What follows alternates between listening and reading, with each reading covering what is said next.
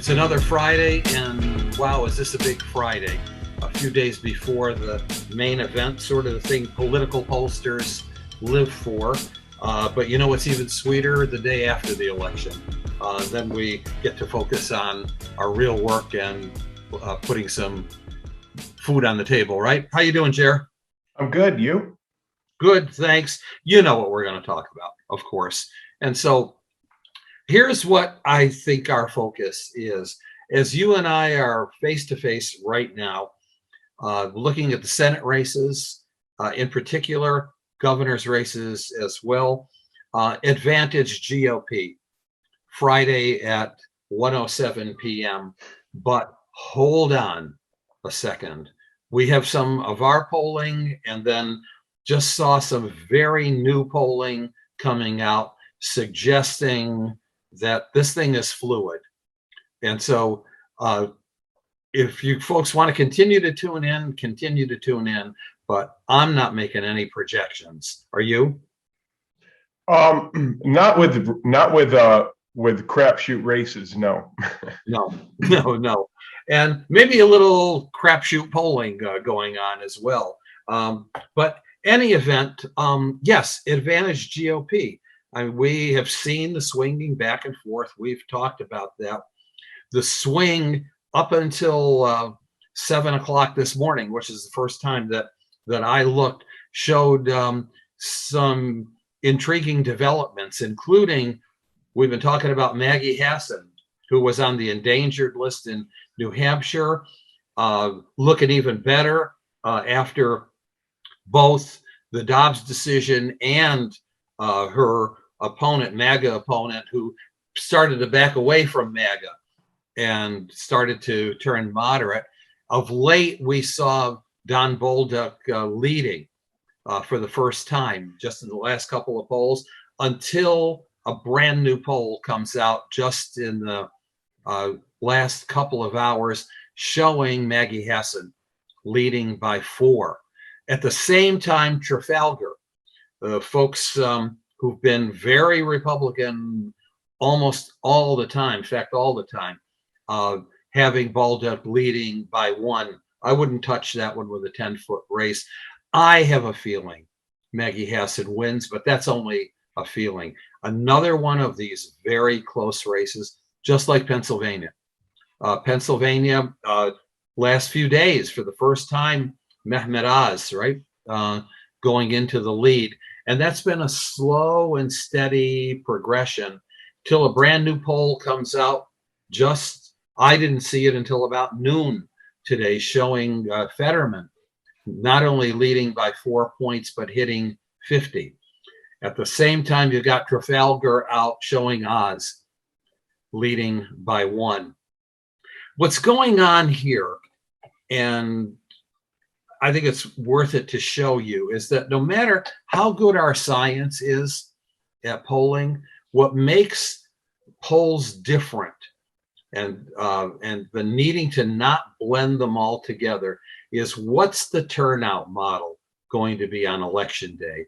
And frankly, as we've been talking for weeks now, it's hard to assess what that turnout model is. You've got heavy interest by some groups and then declining interest not long after that. When I see and you see undecideds growing, we don't know if they're actually even going to vote. So there's some artistry that's involved, and we all do our artistry, and that's why the polls are different. Who's actually going to turn out? What percentage of what groups? And then, as we've talked over and over again, Hispanics are different this year than previous elections. Blacks appear to be too. NBC poll out that just came out on Wednesday showing young suburban women who went pretty heavily Republican 2021 and were coming back, on the pro-choice issue, maybe swinging Republican again. But that poll came out Wednesday. This is Friday. Mark Kelly in Arizona, toss-up at this point. 2 new polls out, one with Kelly ahead, the other with Blake Masters ahead. Again, 2 points, 1 point. Herschel Walker and Raphael Warnock, mixed polling out today. Marist has Warnock ahead. Trafalgar has, and others, many others have Herschel Walker ahead. So I don't know. Yeah. I don't know. What do Well, you here's talk about independence? But go ahead, tell me. well, Your thoughts. I'll get to that. It's just funny. The media headlines are different, right, from our headlines. I'm more likely in a headline to cite the amount of undecided, although that's not very headliney. But we have crosstabs that we give to our clients. These are reports with, in one column, the total overall, and then in tables by demographic and the percentages. But at our headline, the header of the crosstabs, we have at the very top the margin of error. We make sure that people see that first. And so it's just, when the candidates or the strategists are reading the polls, you got to hope that they're looking at the margin of error. But when they pass on the data to the media throw out the margin of error. And so the point is that in these polls of Pennsylvania, New Hampshire, well, in the case of Pennsylvania, a client is probably doing a sample size of 800 or 1,000, which is more than plenty for say Pennsylvania or even Georgia or even Arizona. But that's going to yield anywhere from a margin of error of plus or minus 3 to 3.8, which translates to a 6 or 7 point margin of error spread. Yeah. And so if somebody's up by 4 or 1, it's a tie, folks. We don't know. And I know from growing up when I was little, watching you explode on the scene, that polling in an environment where everybody had a landline was a heck of a lot easier when it was literally blue state versus red state, or the Christian right versus the coastal liberals. And that's about as dynamic as our country was back then. But now in the digital age, with an unbelievable amount of different podcasters and information rabbit holes, and what you see is a mosaic of different types of information and mindsets. How do in other words, it's very difficult to. It's like instead of duck hunting, where the duck was just flying straight, the duck is very frantic, and so that's where we're at. But so what we do is we poll the best that we can. We put on our objective hats and we try to understand what's really going on. And also what's key are looking at other indicators.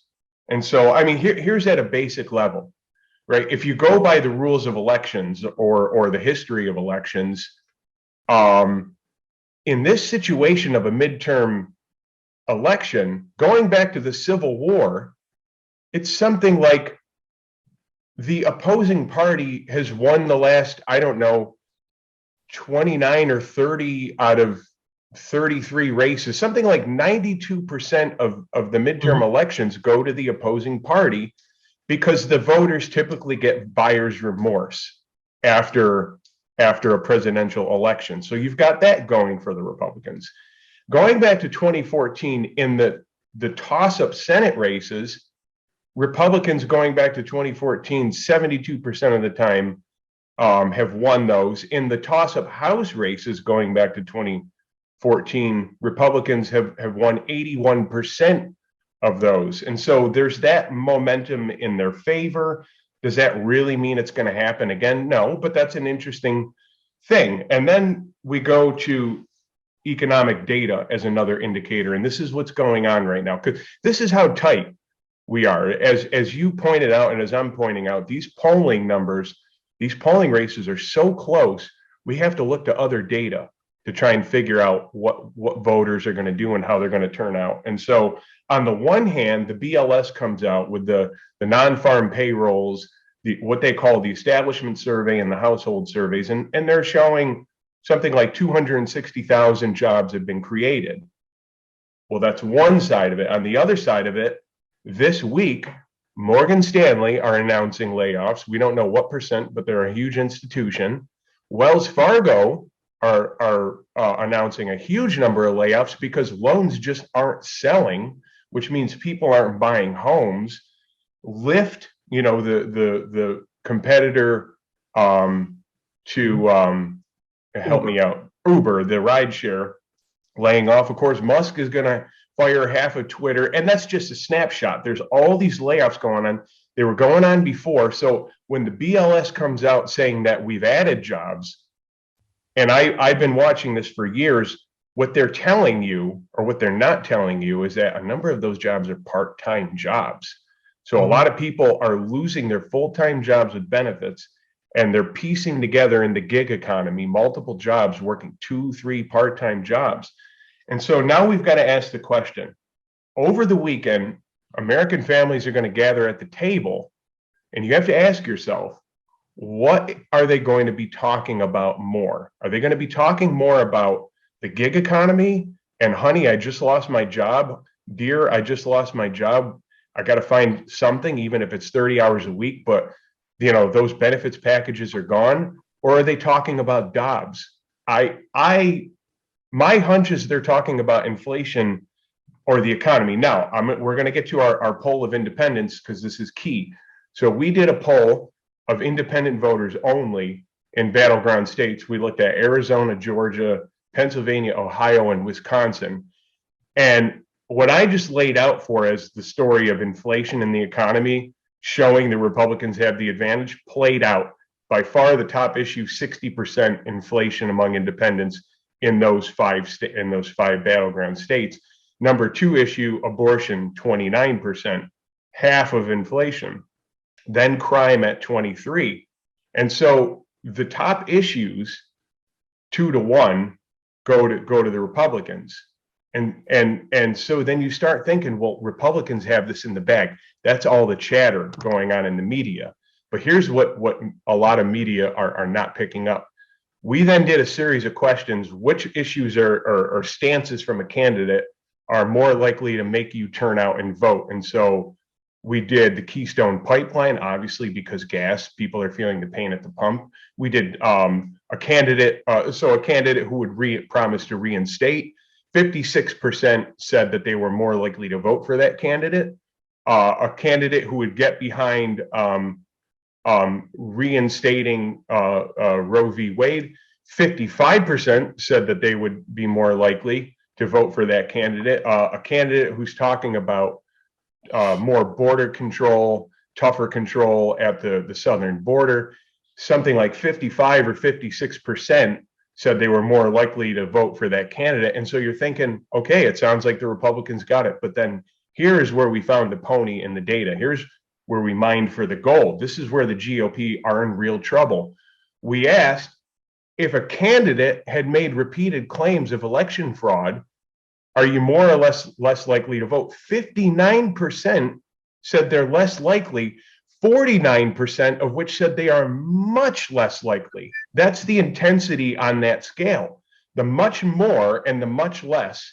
And so when you look at the much choices, that 49% who say they are much less likely to vote for that candidate by far outweighs the other numbers in that series of questions. That's a real intensity that's telling me this. The Republicans have the edge on the issues, but when it comes to the independent voters, they do not like MAGA Republicans who are talking about, still to this day, talking about election fraud. And in their mind, they're saying, get over with it, sore loser. Stop talking about it. It's 2022. And so this is why we don't know, because the Republicans have the advantage on the issues, but independent voters just don't like the Republican candidates for that main reason. And independents are ultimately going to decide this election. So here's a couple of questions, okay? One is, if more than 70% feel the country is heading in the wrong direction, why aren't the Republicans just running away and leading everywhere and leading substantially everywhere? And that leads then to a second question, which is, all right, so the expectation all year has been, because of history that you pointed out, and because of polling, the Republicans are going to have a big day on Tuesday or Wednesday or Thursday, or that's a whole other thing, isn't it? When are we going to know what we know? But the other question is, suppose they win 8 out of 10 battleground states by half a point or 1 point or 6 out of 10, you know, and they take over the House by 1. Is that a landslide or is it not a landslide? Is a landslide a takeover?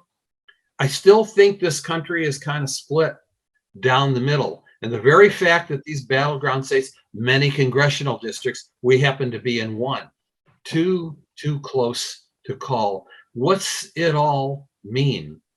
What's it going to mean? It just means whoever wins is going to have to face ungovernables, either side. And you know, I got to be honest with you. If this is going to sound unorthodox, and a Democratic establishment person would probably want me burned at the stake, but if I were a Democratic strategist, I would almost say, guys, just take the loss in 2022. You're going to put yourself in a better position for 2024, because whoever inherits 2022, I feel sorry for them. You may think you're better poised, but you're going to have a mess to deal with. So take the longer view. But so I just want to say, I agree with you 100%. Even if Republicans win by, you know, whatever, the country at the end of the day is still split. So going back to your earlier question of, do I have any predictions? We are literally talking about crapshoots, you know, like rolling the dice on the table, spinning the wheel in Russian roulette. I'm not going to gamble in those situations, because the cards are usually stacked against people who think that they know. And so the only thing I feel comfortable predicting or forecasting, and I'm completely fine being wrong about this, is that we still have today, Saturday, Sunday, Monday. And so last week I said, still look out for an October surprise. Of course, the whole Pelosi thing happened that night when I said that. So I'm saying, look out for a November surprise. I don't know what that is, but something big to happen over the weekend is very likely. Those things happen time and again. And the other thing that I'm confidently predicting, based on just looking at the last couple of election cycles, is in one of those crapshoot races, expect post-election chaos, whether it's outright refusal, or two, we've got to wait till December because it's that close and we don't even know who the winner is. I'm confident in predicting. And one thing that we have to alert people to is Georgia. One of those two candidates has to get 50% plus one in order to win. Otherwise, there's a runoff. And the elections have been very, very close, and the runoffs have been very, very close. And so we may not know, and we may not know when. We don't know. I would caution those that are on television and are talking heads to not go wildly speculative about anything. It's very unlikely that we're really going to know much of anything on Tuesday night. The votes that will be coming in will be the votes of Election Day reporting, and those will be heavily Republican. We know that, and we know that the Republicans have alerted voters, as they did the last time, to vote on Election Day and don't trust early voting mechanisms. What we don't know is what this very high early voter turnout even means. And there's wild speculation going on, but you know, in the past, you used to say, well, there are a lot of Latinos voting in early voting right in Arizona and in Southern Florida. We don't know who those Latinos are. There are wide differences within. Got a lot of moving parts. So we'll caution people to be careful. And we'll have an interesting conversation next Friday I'm just not sure what we're going to be talking about. I know what we're going to be talking about, but I don't know what the answer is going to be. Exactly. So, okay. I guess that's it. We kept it very, very short. Please, folks out there, respond to what we've been saying. Some of you have. We'd like to get a whole lot more responses as well. I'm signing off. You go ahead. I just want to say, I think this may have been the first podcast that we agreed on 100% of everything. So we at least won, right? Yeah, we won, and this is how you build consensus. Yes. One father and one son at a time, right? That's it. Okay. Have a good week. You too. I'll talk to you in 3 minutes. Okay, take care.